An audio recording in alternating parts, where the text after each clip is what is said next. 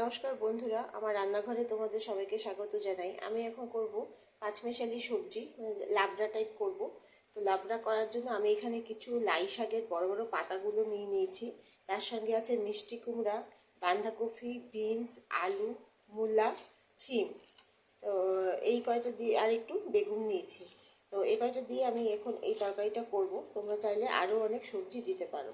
তো আমি এটার জন্য আমি এখানে ফোড়নে নিয়ে নিয়েছি 5 ফোড়ন, তেজপাতা, শুকনো লঙ্কা। তার সঙ্গে আছে এই আদা বাটা আছে, তার সঙ্গে আছে হলুদ, লঙ্কার গুঁড়া, জিরার গুঁড়া, আর তার সঙ্গে কাঁচা লঙ্কা। তো চলো, তেলটা আমার গরম হয়ে গেছে।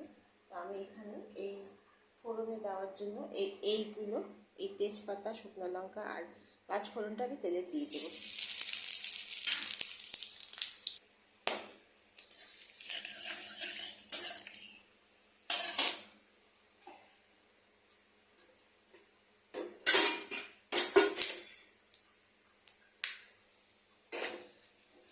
এখন আস্তে আস্তে আমি এই সবজিগুলো ছাড়বো।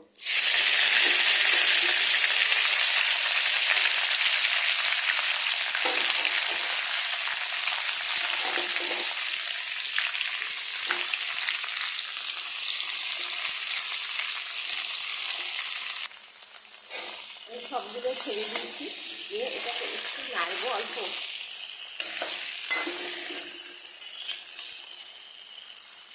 এইভাবে নেড়ে তলা সবজিগুলোকে উপরে আনার চেষ্টা করবো। এনে তারপরে আমি এখানে দিয়ে দেবো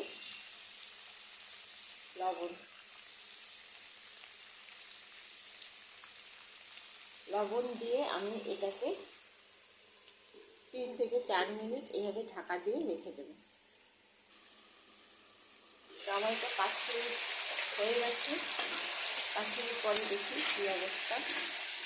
এটা অনেকটা মজে গেছে। এখন এটার মধ্যে দিয়ে দেবো এখানে আদা বাটা।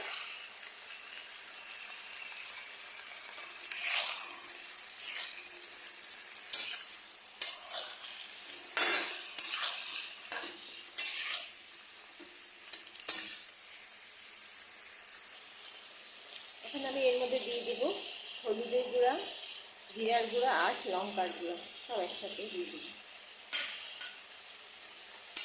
দিয়ে আমি এটাকে আবার ভালো করে নাড়ব।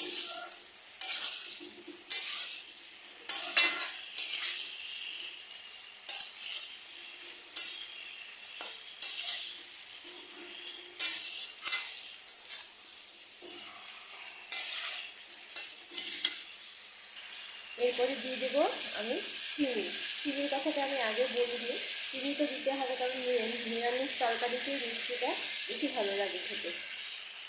তো আমি একটু নিরামিষ তরকারিতে একটু বেশি করে মিষ্টি দিই।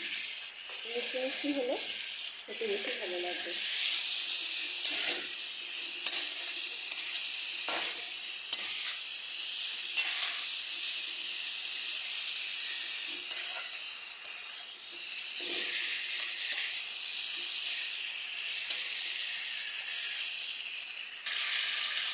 এটাকে আমি ভালো করে কষিয়ে নিয়েছি, আর কষানোর গন্ধটাও বেরিয়ে গেছে। এখন আমি এটার মধ্যে গরম জল দিয়ে দেবো।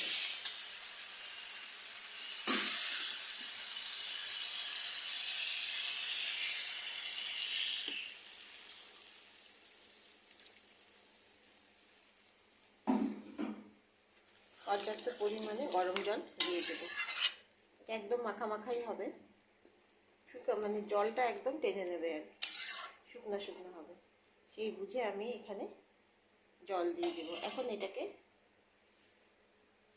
5 থেকে 6 মিনিট এর জন্য আমি এটাকে ঢাকা দিয়ে দেবো। হলো মাঝে একটু আমি নেড়ে দেবো।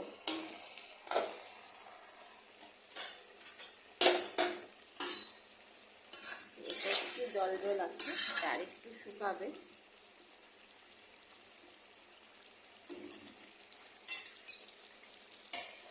আর 5 মিনিট।